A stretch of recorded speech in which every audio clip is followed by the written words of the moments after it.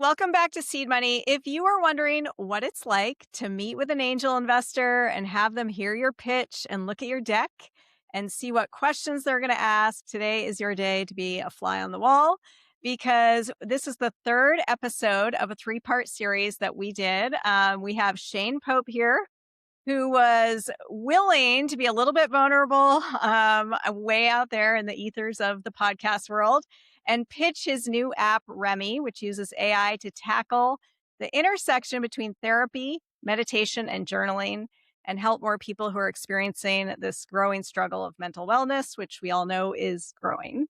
And the first episode was really him and I talking through his idea and giving feedback on his deck. But my background isn't in AI. I am more of a CPG person. So the second episode, which you'll want to catch, was with Brian Bell from Ignite Ventures, and we got to hear his feedback. And in the end, it was a little bit expected, so you'll want to hear what he had to say. But today we have an incredible guest for the third episode. This is our angel investor, Jason Butcher. I met him through the Founders Institute. He's been a mentor there. He's been an entrepreneur for 35 years. He's done it all, angel investor. He lives in this space of AI and mental wellness. So I think he is really going to have great perspective on what Shane is doing and be able to give him some good feedback. So welcome. So nice to have both of you here, Shane and Jason. How are you guys doing today? Excellent. Thank you. Doing well. Yeah, excited to be here. Well, let's kick it off real quick. Jason, from your perspective, where are you? Give a little bit of your background, and Shane the same. Yeah, originally from Vancouver, Canada, early entrepreneur, mostly because I was told if I wanted something, I had to go figure out how to get it myself. So early business ideas, concepts, so many failures that I probably can't go through them all in our whole podcast today, but some really good successes and tremendous amount of lessons throughout the periods and processes from developing early ideas far before it was early, internet days of early 90s before anybody had internet to today. Obviously AI is exploding in an everyday change of pace, so lots of different experiences and things throughout that journey. Amazing. Very cool. That's Okay, awesome. and Shane. Yeah. So I'm the founder of Reflect Technology, building AI mental wellness products. I was not like the entrepreneur kid who was doing the lemonade stand and knew that was my path from a young age. I really just had this idea for this specific product and started building it. And then one thing led to another, and then app was on the App Store, and I'm building a company. And so, been a really fun journey. But yeah, really excited to get the perspective of someone that has that seasoned experience. Yeah, can't beat that. That's for sure. You can save a lot of headaches and a lot of wasted time by getting someone who has that, been there, done that background. Just Um, remember one thing, Shane, that no matter who, advisors, mentors, VCs, angels, when they share an opinion or share their viewpoint, it's just their current viewpoint based on their own experiences, not necessarily will it be the right thing or the wrong thing, but take it in consideration to what you're going to do and how you apply that concept. I love that. Yeah, I think that aligns with something that I've thought a lot about, which is like just gathering as much data as possible. Just gathering data, looking at where it's coming from, the perspective, and then sifting it through kind of what you're doing. And I think it aligns with something else I've really learned in a lot of different ways, which is like take what you like and leave what you don't. Like if someone writes a book and you love one chapter but you don't like the other two, like you don't need to throw it all like. And I think that applies to advice too. It's like if someone gives 10 pieces of advice, two might change your business and the eight might not. And so I think that discretion I think is important for a founder to really build that muscle. For sure. The AI world, I actually consider it more of a collaborative opportunity because you have the collective intelligence, right? CI, it's the collective intelligence of everything. And a colleague of mine is developing an AI platform that he's got history of 450 CEOs who've all been founders, who've all come together and used their intelligence, shared their intelligence and their experiences. And he's built an oracle. That oracle allows you to put your ideas and what you're trying to do into their system. And it takes a combination of those 425 minds to reason around what you're thinking about, to give you concepts, ideas, and feedback on what you're doing. So I think that's the most empowering type of thing that I see happening in this AI CI framework, where it automates or brings the opportunity to entrepreneurs, founders, even decision makers or people in a management space to be able to use this collective intelligence access to this information, which we've never really had been able to accomplish. Yeah, that's super interesting. I haven't heard that term collective intelligence, but it speaks to something that I've really felt in my own journey of kind of building both the framework that I came up with and have been working on always that is powering my tools, but also in the tools themselves. But I've kind of felt like I'm just collecting, I'm a dot connector. I'm just taking all that information that's out there and deciding which parts I want to use. So it might be Zen Buddhism, it might be some Stoicism, it might be different types of reframing tools in different mental disciplines. And AI is able to you kind of decide what you want it to focus on, and then it does these amazing things, and it does like has a mind of its own in a really cool way where what used to be so siloed, you could read a book on stoicism, you could read a book on this and that. Now you can work with a tool that kind of can integrate and apply it, and it's magical in a very real way. Like it really, I think, breaks the brain in a lot of ways of what these tools can do, and I think we're still so early in really figuring out what they're capable of. So I look forward to seeing more on your pitch and what you have here for sure. Cool. Should we Yeah. So dive before we in? dive in, I was I going to was say good. real quick, I would Yeah. love to hear, like, I've heard the term angel investor, right? Like you hear it and you just kind of like think, oh, this is, a person with money. But like, there are some angel investors who invest before fundraising. There are some angel investors that are a part of fundraising rounds. There are some celebrities who are angel investors. What does that term mean to you? You know, there's a number of factors in that. So I'll give you an example. In the Founder Institute program we run, there's a lot of programs, mentorship, and they're intended to build a pitch and a deck to approach financiers or funders. And many cases, people who start a business, my suggestion is talk to your friends and family. It's always been this friends and family round. Like, where do you raise your a little bit of funds from? Now, you might have access to somebody who's very wealthy and a community and a family and that raising that capital, that initial capital, is very easy. Other people in their community, their peers don't have any money. So they're like, well, I've gone to my friends and my family. They don't have any money. So then they have to go externally outside of that network. That network tends to be where uh, young or beginner angels come from, right? There are organizations that have 2,000, 3,000, 5,000 angel, like the Angel Squad group, for example, right? Most of those angels are just somebody, maybe even like yourself, who has been in a job, has been doing stuff for me. Hey, you know what? I get all these people in front of me. I'd love to be able to find a way I can participate and put $1,000 in or $10,000 at a stage that their business is just starting. The biggest difference between the angel and the VC is most likely the angel's going to lose their money. The VC, I look at it as they're structured in a position that we used to always call the VC uh, a not a venture capital. It's a little bit different. I'll tell you in this than what it is, but it's really called a vulture capitalist, right? They know where their money is going to be used, how they're going to be used, and what is going to benefit them. An angel is like, I really like Shane. I want to invest in Shane. I don't know why. I don't know that the just make sense. I don't know that this is make sense, but I'm going to participate in an early stage and potentially I get a big upside because it's the riskiest capital. It's the most patient capital. It's the say, hey, you know what, we've started this and Shane and I had the idea to partner, to collaborate. He needed some money. I put some money in. And that's a real basic angel investor. I myself am an angel investor in the point that I want to take participation, right? So I'll mentor, advise, share, participate, share my resources everywhere that I have to first find some value that I can help you. Through that, I see if you take action on it. I see if you participate in the organizations that we've collaborated with. I see if there's the grit and the grind and availability to go move your business forward.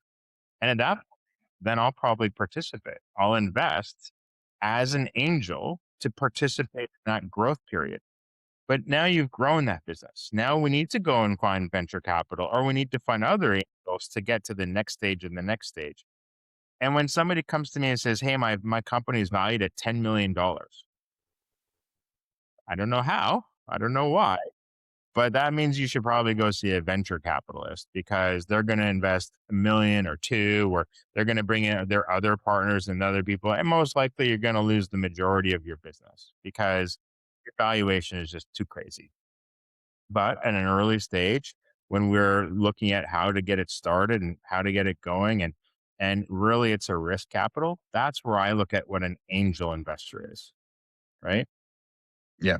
Yeah. That's super insightful. That's so helpful. And I think one thing that comes to mind, and Jayla, you and I have talked about this, but like you when someone introduces you to someone, like there is such a responsibility to like handle that with care, because you all like people are always watching. And I think that's one thing to anyone listening. Like if someone goes out of their way to introduce you to someone, or puts you in contact, like make sure you treat that as the most important, because when someone else puts their reputation in your hands, like there is so much responsibility on that. And I think that was just one thing that came to mind. But super insightful. I think, yeah, we're gonna have a great conversation. Lots to talk about. I'm looking forward to. Okay, go for it, Shane. Awesome. Yeah. So Reflect Technology, it's the name of my company. And I'm focused on building a new category of mental wellness. And so that was what I kind of went with the tagline for the day. So the problem, what I've identified is that I feel that it's really counterintuitive, but we've never been more advanced or more broken. The stats are continuing to show that. And my feeling is that the one of, if not the core reason behind that, is that our ratio of inputs to outputs has skyrocketed. And so I just think about, if we look 100 years ago, and look at what like the daily information diet was for someone, and we compare that to today, like there's just exponentially more information being expected to be processed. But from like a biological perspective, our brain is the same. And so I think that tax is just having real effects in terms of stress, burnout, anxiety, all types of different things. Shane, are you okay with feedback? Yeah, oh, absolutely. Just out of curiosity, this first slide, uh, we've been more advanced or more broken. Do you mean humans? Do you mean our economy? Do you mean our community? Who exactly are you talking about here? I would say humans, just like overall society. So our society has been more advanced and more broken, right? So there, I'm just clarifying, because I just want to give a suggestion as to maybe how you can put this where you really speak to someone's opinion or somebody's vision, or that they can feel that you're talking about them. Yeah. Yeah. No, I think So that's a great point. even saying our community or our society, so that when you're Yeah. talking, Like making it you're ownership you're thing. yeah, and you feel like you're talking with me and bringing me involved in the deck. And if you can follow the same way throughout your deck and involve me through the message rather than talking to me about the message. Got it. Cause like we kind of creates like a we versus not we, but Yeah, our creates a exactly. Exactly. shared experience. I Exactly. like that. Sorry, couldn't continue. No, no, this is exactly why we're here. Bring it on. I love it. Yeah, no, I just thought that's, and the same with your message. What's written here was a little bit less contextual than what you actually said about our information, our learning, the amount of context that we're taking in on a day-to-day basis. My kids who are on social media for 4 hours or 6 hours a day, compared to what our parents used to tell us when I was a kid, get out of the front of the TV for the 2 hours a day that maybe there was a TV. Now you're in this massive amounts of context of just scrolling and information and messages that our brains are consuming and being impacted by, right? And you said all of that, but you said that in a different way than what your first couple of lines here say. Got it. And that's one thing that I've talked about in both episodes and I struggle with is that difference between like, what do you put on the slide versus what do you speak to the slide? Because if you're in a live pitch, you get to add all that color and context. But if you're sending this via email, if it's that balance of like, I want to put enough on the slide to cover it, but not too much on the slide that you're like just reading off your slides. Yeah. Yeah, I agree for sure. Yes. I can confer with you on how you pitch that or how you present it. just remember that everybody learns a little bit differently, right? And they interact a Very little, true. they may hear you, but they're also, some people are reading and I'm only reading and maybe not really listening. So that's the information exchange conflict, right? You have, okay, well, here's my message. Remember to put your points, like your really clear points into this deck so that if I'm reading it and listening, then I'm getting both of the messages across the point, and or if you've just shared it with me, I'm also getting the points because I don't have any audio to listen to. Yeah, love that. Yeah, never be afraid to be a little more direct. And so the mission, I think there's two components here. I think there's the one world of mental wellness, and these technology and these tools are giving us the ability to have an impact at scale that was not possible without them. And so making that mental wellness accessible and providing real relief to individuals is the core mission. And then there's kind of the like second component of that, which is to do that, I need to build a business and I want to build a company that is leading by example, that prioritizes the mental wellness of the employees so that we're walking the walk. We're not burning out and hurting the mental wellness of our employees in order to help people. We're really kind of walking the walk and talking the talk while bringing it to the world. And so that's where I see there's an opportunity in both angles to bring amazing tools and help a lot of people, but also demonstrate and lead by example on the company building side as well. Great. So I appreciate the mission. Do you think that the mission is kind of goes into the area that may question about medical standpoint of like providing real relief as an example? Like maybe a suggestion could be that real solutions, right, or real opportunities, or the things of that. Because if you do get into the medical side on this and you start creating a relief, you could potentially challenge. Some people may look at this who's experienced and say, "Hey, you're now going into medical questions as to then licensing and regulatory frameworks and different things like that." So this is just as a consideration because I feel your mission and your purpose just as a consideration for you to look at.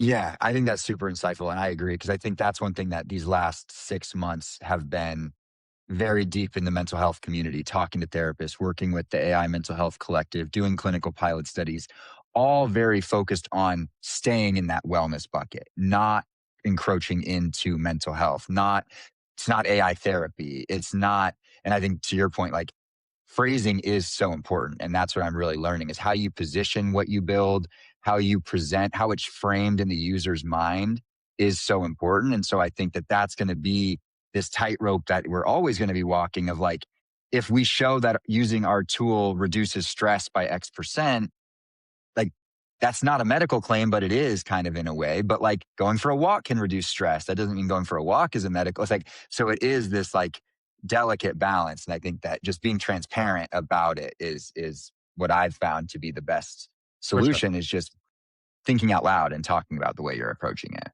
Yeah, I agree. For sure. And then the opportunity. So Slingshot AI, I view as the company that validated this market because I think they're really going after kind of this same bucket of tools that help people with their mental wellness.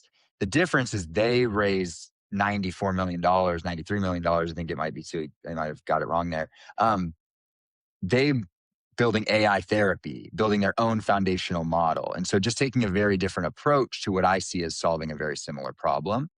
And my belief is that these larger AI companies built on the wrong assumptions, that these bigger models were always going to be better, that their technical moat was going to protect them. But I see it a little bit differently. I think that there's a world where the distribution layer, the app layer, the actual ability to get people using, like that's what's going to keep your moat and keep people really in your ecosystem. And so I don't know if that need for those, like the big models are so valuable using them to build, but I think that there's a lot that can be done in the constraints of those models. And it's already here. Like this market is already here. ChatGPT, one of, if not their biggest use, is for emotional support. And so this is a market that is here and it is growing and it is growing fast. And so the time is really right for, I think, a safer, constrained, focused alternative to really own that mental wellness lane. I like the opportunity presentation. And so this is Remy. This is the app experience live on the App Store. 200 downloads. I've been so focused on safety and credibility and trust that I just focused on kind of a soft launch to my own network. Haven't been running ads, haven't been looking to acquire users, but getting a lot of high quality feedback on the product. And the idea is that it's super intuitive. You open the app, you know exactly what to do. It asks you a question. You click which button. I just want to talk something through. I've been really stressed lately. And then it asks you a question. You give your answer, it acknowledges it. You go through 7 questions. And then at the end, you get an overview, guidance, and affirmations, which is really designed to create that container. And then you can decide to explore deeper with 7 more, or you can choose a new topic and it starts fresh. But what I was really designing for was getting out of that like never ending, like, how long am I supposed to do this? What am I really going into this for that I feel sometimes with these other chatbot experiences? And so it's really designed to be a contained experience in the app. Shane, are you concerned at all with regards to other apps like Remy.app and things like that that have the same spelling, same pronunciation, sort of same different context, but similar branding, and similar product? Yeah, I think that's always going to be a concern. I think for me, I named it after my dog because I love the idea of like talking to your dog and your dog can't take that information anywhere. So you kind of have that space. And so I'm a big believer in like I had a friend, someone was talking to me recently about like, should I file for trademark? Should I do this? Should I do that? And like, I'm of the belief of just like build the best thing. And if it needs to change, if there's other conflicts that comes up, then we can analyze that. But I'm of the mindset of just like focus on building the best brand that I can and and just going from there. So similar to the Quadbot situation, right? Yeah, exactly. It's just like if you can get in front of people and you can be the one they think of, then that's the goal. And so the solution, this I think is where I really get into. And for anyone listening, I have a Venn diagram with three circles with my kind of reflective AI is the category that I'm creating, and my tool fits in the middle where therapy is engaging and dynamic, but it's clinical. There's a high barrier of entry. You're bringing another person into the fold. There's a lot of stigma, a lot of reasons that people don't need therapy or don't feel like therapy's for them. And then we have journaling, which is an amazing tool and resource. Like I journal often, not as often as I probably want to, but I love journaling. And it's that act of translating emotions into words in private, which you also get from my tool. And then meditation, again, a solitary experience. You're inward focused. You're focusing on your own thoughts. You're looking internally. But my tool is more engaging and it's more, has that back and forth feel as opposed to meditation where people often say, like, what am I supposed to do? Just like lay there and listen to my breath. Like, so it gives kind of like an entry point for people that want kind of that more engaging experience. And the feedback that I've received has just been phenomenal and has really aligned. So, one quote, the app has helped me go deeper in my thinking and has shown things that correlate that I didn't see. I think, again, that's where AI is so powerful and kind of taking a lot of information and finding those patterns, connecting those dots. And I think my tool does a really good job of that. Can we go back real quick? I had a question. What are your thoughts on kind of that Venn diagrammy type visual? Do you like that, or do you think bullets fit better? What do you kind of think? The challenge with it is I mean, it represents the circles and the connectivity, right? So I understand why you put it there. For me, it doesn't make sense. Like it's just kind of all over the place. I understand you got therapy, engaging, dynamic, but it's making me think about something that I'm not really aware of or sure of. And if I listen to you and you describe it, I can understand it. But if I was to look at this deck, I I wouldn't get it. Yeah, that's I kind of feel that intuitively. So glad to have it named. And then the plans. Any business, you got to have a plan to make money. That's the way that businesses run and grow. And so what I'm working on creating is a freemium model. So you have the base version that's always free, and then a premium version with premium features that would be a monthly subscription cost for direct to consumer. And then my background is in B2B benefits, selling B2B. And so I view this as a real significant opportunity for the wellness segment, a wellness resource that companies could provide to their employees to focus on things like burnout, retention, presenteeism, all those different things. And so I think that this dual track strategy, D2C, working with influencers, really finding that target market, getting in the hands of users who are looking for tools like this, And then B2B being focused on working with those companies that are really looking to drive forward that innovation, bring these types of tools to their employees. And Shane, question for you that might come up both B2B and B2C is, where is the data stored? Like, where is the information? If I share something private, is it private to my specific access? And a B2B side, if I'm providing it to my staff, is if my staff member says, Jason was a dick today again, or, whatever it is that something that is private to them themselves? Does it refer back to the founders or the business owners or the HR staff? Like, how, because there's often conflicts with regards to companies providing uh, peer support products, right? I mean, I'm invested in a peer support product that had to be very diligent, ensuring that whatever the employee's access was not identifiable. There is a very distinct separation between the user account, the context, and the content of what was there, but also as a notifier, if something was really, really wrong with this person, that the AI could identify and ping to somebody to say, here, this individual needs something, we have to figure that out. There's a liability in that as well. But just and for your side as to how do you differentiate privacy conversations and then a B2B side where that owner or HR firm or whichever is supplying this as a product to enhance their employees' mood or their wellness or their behavior, etc. How do you how do you separate that, or do you have you considered that? Yeah, I think for me, in my bones, in my core, in my soul, my tool only works if people know that this information is not accessible to anyone. And so for me right now, I'm not saving anything. I can't read anything anyone says. I'm building out saved capabilities, and those will be saved locally on the device. And so that's my kind of like focus area now because I don't have the limitations or I don't have the resources and the capabilities to anonymize the data and figure out all those ways to keep it private. So for right now, I'm just not saving any of it.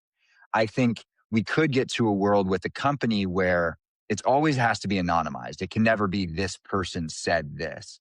But I think if we could get to a world where we could show that, X percent of your employees are using this, X percent are using it every day. The most common things that are coming up are burnout, stress, whatever that is. I think those could be very valuable if we can ensure and that we can ensure that people trust that it's not getting back to their boss or their company that they said X, Y, or Z.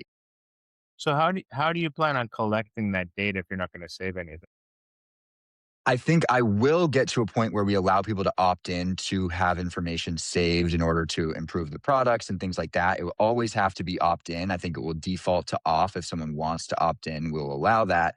But then we'll have the back end infrastructure to anonymize that data, encrypt it, do all the things to make sure that it is secure because data and security and privacy are like foundational commitments of mine to my users.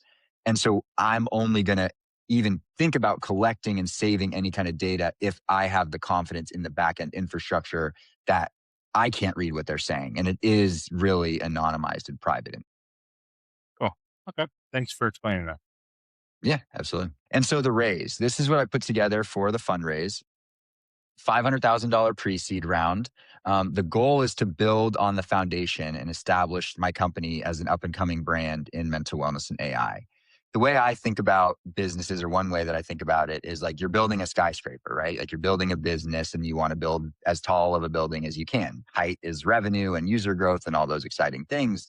And so the last 8 to 10 months of building this company, I feel like I've been laying foundation. I've been pouring concrete. I've been building safety layers and working with clinicians and doing all the things to build a really rock solid foundation.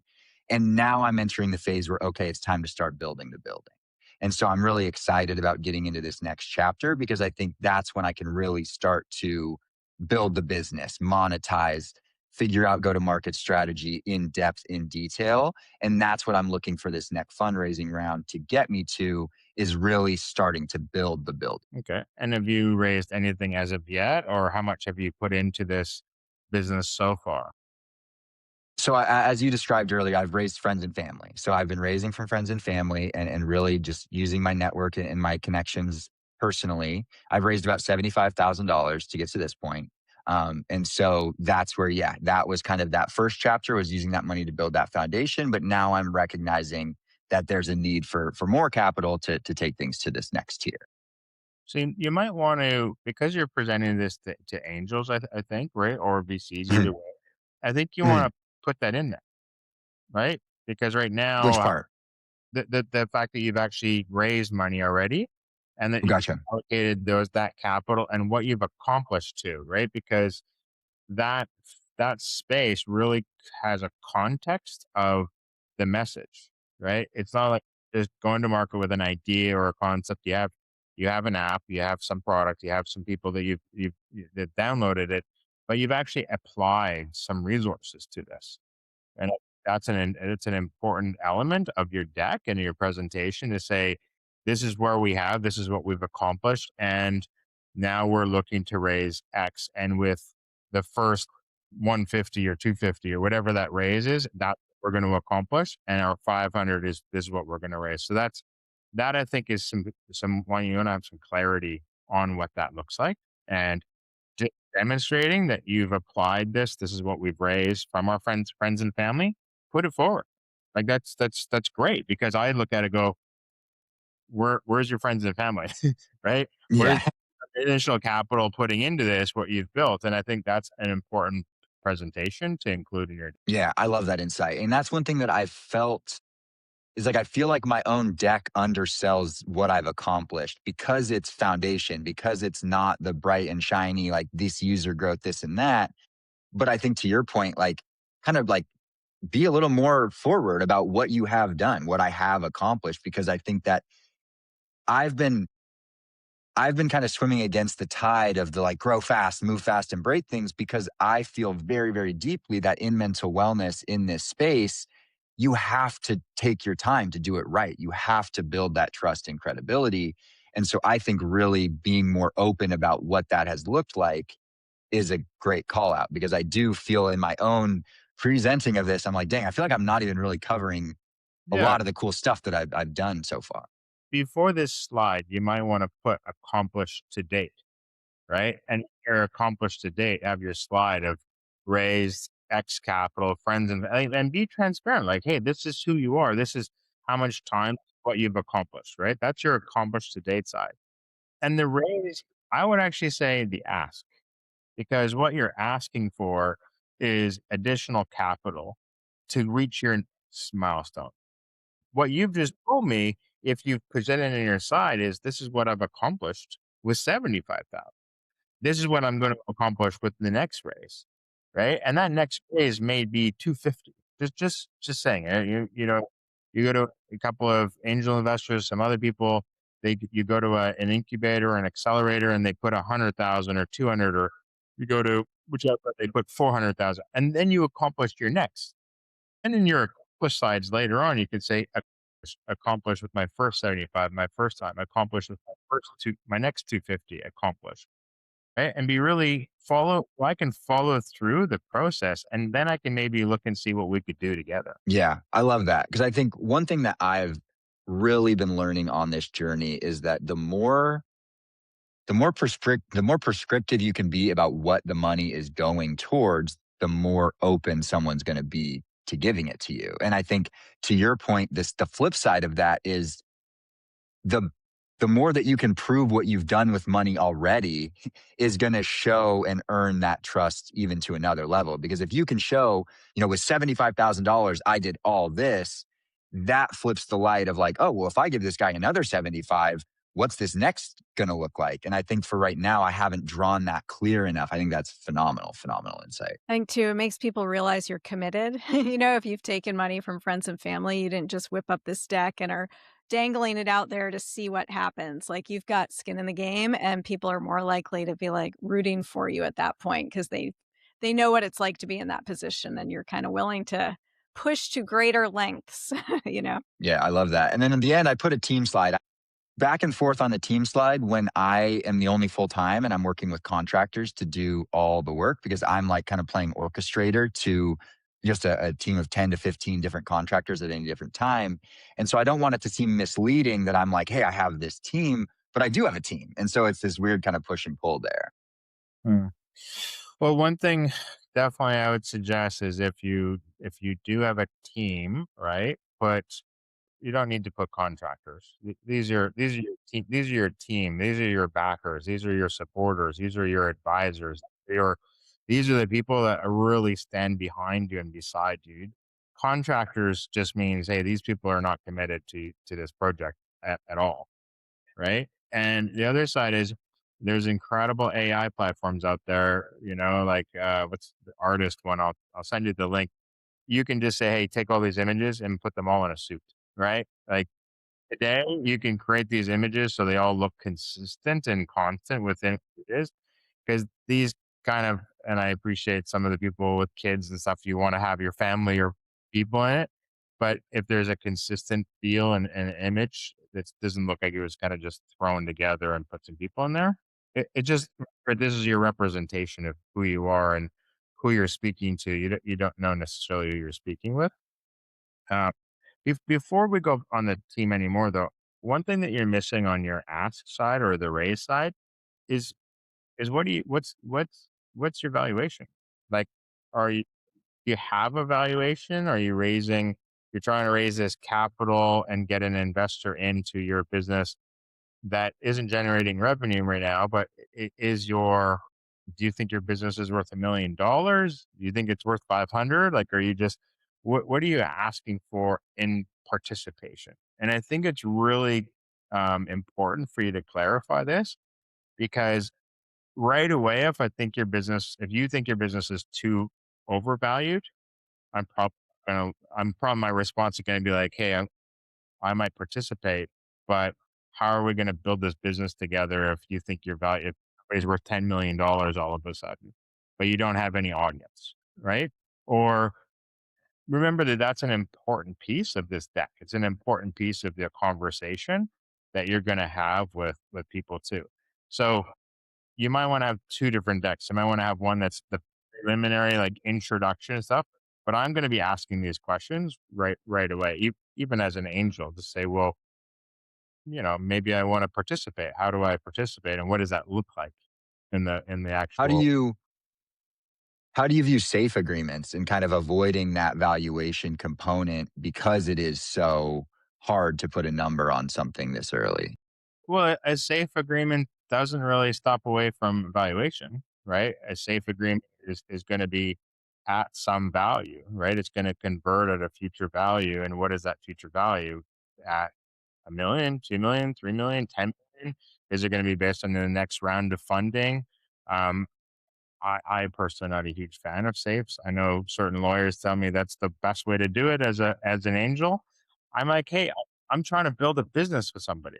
What do I need to Yeah. worry about future potential value? Oh, I'm going to get locked into this standpoint. I'm not going to get devalued. Listen, I want to participate in building a business. So it depends again for an angel, different VC. A VC is going to be like, okay, well, I'll participate under this safe and all these regulations. They're doing it because as they go, vulture capitalists, right? They're vultures picking at the person who says, "Hey, I need this. This is the last thing I can't survive without this guy." So in an angel, So you're like, how do you view oh, "Hey." good. No, just saying. So how would you like Go ahead. yeah, sorry. I was gonna say someone like myself, like I think I'm with you where I'm like, I'm looking for people to help me build this. So it's like for me, I would be open to like discussing the valuation. Like I don't want to set the number. I don't have the experience and expertise to set it. Like, do I say that? Do I like get with like a fractional CFO to put some number on a slide? Or is it okay to just be like, hey, if you're interested, like let's chat. Like let's figure out what makes the most sense for And that's great if that's what you're open to, right? Then that's fantastic. Just understand that if you do speak to people, they're going to want to know what does that look like, right? yeah, because I actually I pitched a VC. And like, I kind of ended with like that of like, I'm not really exactly sure. And I'm just kind of open. And their feedback was like, we really enjoyed your pitch and we were very impressed with all these different things. But like your fundraise kind of seemed like an afterthought. Like you didn't really seem, and I'm like, there's a flip side of that, which is like, you do need to, in some ways, be prescriptive But I was like, I was being honest. I was like, I don't know. Like, here's where I'm at. And they were like, well, then that's not where we're at. So it was good intro. It was good learning, but it was just a different phase. Yeah, no, for sure. I mean, for this standpoint, from an angel standpoint or a group, you're still probably going to get asked, what is the valuation? Because they want to see where your expectation is, right? If someone really did come in today, just I'm going to ask you, if I came in today and gave you $500,000, right? What is that valued at in your company, right? Is that 50% of your company, right? Is it 20% of your company? Is it 100% of your company? And then you just work for me, right? It's an important answer to have for your standpoint as to what that looks like. If I come in and say $50,000, just as an example, there's going to be two or three other people, or four other people, five other people that come in and participate. What is the ownership that those people are going to participate in, and are they going to be controlling your business? But And you, that reminds me of something a VC said to me at a mixer when I was just kind of chatting, and he was like, it's way less complicated than people think. It's how much money are you taking and how much of your company are you giving up? Like that's it. exactly. Like that is the That- question. that- So it's like you have to determine how much are you wanting to get and how much are you willing to give up? And if that number doesn't make sense to the other person, they're going to say no. But if it doesn't make sense to you, you're going to say no. Like there's a lot of fluff, but at the end of the day, like that is the transaction that's really going on. It's as simple as that. And listen, I've participated with companies that the numbers didn't make any sense. Like their valuations were way out of whack. What my investment was didn't really represent the number, but I was backing him, right? I backed him because I appreciated his purpose, his mission, the reason he was doing it. Financially, it probably didn't make a lot of sense as far as the participation in the business, but it's a different reason, right? But if I'm really looking at the economics, I'm going, okay, well, your business is maybe worth, 500,000, right? Just as an example. Well, if today you and I work together and I put $50,000 more in and you could double or triple your business that you've accomplished already, now we could work together to get that valuation out of the business at 1.5 million, or 2 million. And now you can go raise the next 250, the next step.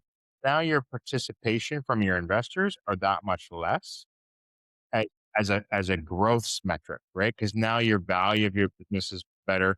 You're going to accomplish probably more and have a better return, but your initial capital is where your most expensive capital is always going to. And that speaks to something that I've been feeling just like deep in this process, which is so much can change so fast in this world today that like you and amounts of money, if you have a low burn rate because of different tool, like you can do a lot. And I think that's where there's so much about like this big raise or they raised X millions and done all this crazy stuff. But I think the flip side of that is just like to your point, like raise what gets you to that asymmetric upside. Like raise what you need that's going to 10x your valuation. Don't spend months and months and months trying to raise some round that doesn't make any sense on paper if $50,000 could get you to a completely different position in your business. And I think that's one thing that advice a VC gave me was like, there's two parts of building something. There's building the spreadsheet for fundraising, and then there's building the actual business. And like, just build the business as great as you can and then don't if you get too focused on the spreadsheet and the deck, I think it can get you kind of in this trapped mindset where I love that framing that you're saying of like be realistic about where you are and just keep the ball moving, keep that momentum going. Don't try to, oh, well, if I raise at this valuation, then I'm not as cool as these people who raise this. Like I think that's just a dangerous game to get trapped into. A couple points there, I think, and this happens so often is so much of the deck is focused on the market and the product, right? And really it does need to show that full snapshot of like what is the opportunity here and not making that an afterthought. And I think, oops, sorry, showing, yeah, connecting those dots, all the way through is super important. So love that you guys demonstrated that. Um, okay, team. So that's the last one. Jason, based on, what you've seen, what thoughts would you have at this point, or what feedback would you have overall now that you've kind of seen? Is it a send me more info to dive deeper? How would you typically So for take the next? me, there's a number of holes that I have questions as to what's your knowledge of all the competitors in the market, right? There's a ton of them. There's ones that are very specific on the types of information or the types of wellness or the types of systems. And some of these apps have had tremendous amount of downloads, but they don't have a reoccurring user base and they have a huge churn. It's one of the challenges around mental health, I think, right? Mental health is a very challenging market in the fact that, hey, one day I feel great, another day I don't feel great. I, oh, I forgot I had that app because I had that when I was not feeling good. Somebody referred me, said I use it. I don't use it anymore, right? And I think the opportunity for you is to learn what engages these people to maintain the usability because there are some incredible mental wellness apps that I've seen that have accomplished a lot of results, getting a lot of users, but the drop offs were so high, the consistent user base. So there's a lot of questions that I have for you to work through and for you to learn. I think as to who these users are, what the reliability and then consistently coming through, and what the churn is, what the drop off, what that revenue model looks like. Uh, for me, I think it'd be great to see you go through a great incubator or an accelerator founder institute program that really helps you through the discovery process of what your business is and who your business is focusing on. And I think you're far too early for someone to put $500,000 into, I think, today. Think if you can get a few people that who really want to support you and put 5 or 10,000, get that next 50,000 for you to get to that stage and really get to a process of maybe getting 10,000 downloads, 10,000 users, getting through that learning process. I think that's where you're at. Cool. Yeah, that's really helpful. And I would love to if you got the time to set time and go through all those questions you have, because I think that getting asked good questions, obviously with the idea of my app, but getting asked good questions is really what gets the wheels turning and makes you better, makes you sharper. So No, for sure. And I'd love to introduce you to a ton of people that I know in this space. I'll introduce you to the owner of the reasoning system that gives these answers based on all of the CEOs and founders that they yeah, have, and also some other projects that are wrapped around the wellness industry as well. yeah, that would be amazing. Yeah, I think another great test, and I think this is really helpful for people who have a lot of the same questions that Shane did. One, if an investor offered you a check for $100,000, are you ready to go? Do you have your valuation? Do you have your paperwork? Could you forward them a due diligence package tomorrow? You know what I mean? Like, you want to have that ready, and the Founders Institute, those types of things help you get that ready. Absolutely. And then I think the other thing, though, is it's also okay to do what you're doing, Shane, and network and filter through and get feedback and start building these relationships early. You might not be ready now, but if a year from now, Jason happens to see you on another podcast and you've made all this progress, he's going to go, oh my gosh, that's amazing. So it's also okay to start putting yourself out there even if you're not ready. So it's a funny thing because it's like sometimes it's like, don't put yourself out there till you're ready. And then other times it's like, well, you got to start building up your network and do whatever you can to make it happen. So there's no perfect path on how to do it. So anyway, I think this helps kind of demonstrate that. So I don't know, Jason, if you have any thoughts on that, but Yeah, I that's mean, kind of how I I see it. I, I definitely agree that one thing I would suggest, Shane, is this space is going to grow tremendously. Sadly, right? But it's going to grow tremendously. And I think the opportunity to provide a solution or an option for people to participate, I think this is going to be a tremendously huge opportunity for people that can really provide solutions that are unique or solutions to help. Um, Conversational AI today is booming, as you know, and whether it's whether it's an intro I made to Bordy and the person says, "Man, I want to date Bordy," which I had, somebody did, right? And they're like, "Well, why?" And I'm like, "Well, because they said, well, because I he listens to me." You know, sometimes it's about the little things that you don't actually think that's an impactful position. Well, that's where these tools and systems and what you're building can really help people. So I applaud you on your purpose and your mission, and please reach out to me, anytime. And if I can help you and guide and introduce you to people, I'd love to be able to do that. Thank you. Yeah, this was great. Really, really enjoyed this conversation. Jayla, thank you. These three very different conversations, but like I would just leave each one just so with so much just more information and just feel so much just appreciation for this experience. And yeah, I think I'm very much clearly of the mindset of like get out there and just have conversations and be vulnerable and talk about it because that's how you sharpen. Like you could stay in stealth for as long like years and wait for it's perfect and wait for that. But like I am of the complete opposite mindset. Get out in the world, talk to people, tell people you want the tough questions because that's how you really learn and grow. And I've learned and grown a lot in these 3 episodes. So thank you. Jason, what are you working on these days, and where can people find you and reach out to you if you're open to it? Yeah, Orbit Capital, also Sigma 9, which is an investment capital group that we have. But Orbit Capital is our advisory and investment firm that I run. And I'm always a part of Founder Institute. So you'll always find me in different cohorts and programs. Founder Institute Caribbean is a project that we launched recently, helping founders and entrepreneurs in the Caribbean and LATAM region. And yeah, Orbit Capital or link on LinkedIn, Jason Butcher. Great. Okay, we'll put the links down below. Thank you both so much. This was fun. Thank you, Shane, for being willing to put it out there. I think this will help a lot of people have the same questions. And it's sometimes that basic stuff because nobody goes to school for this. And you just got to kind of get help and figure it out. So props to you for doing that. So Wishing you both thank you the best. Bye, guys. guys. Thank you both.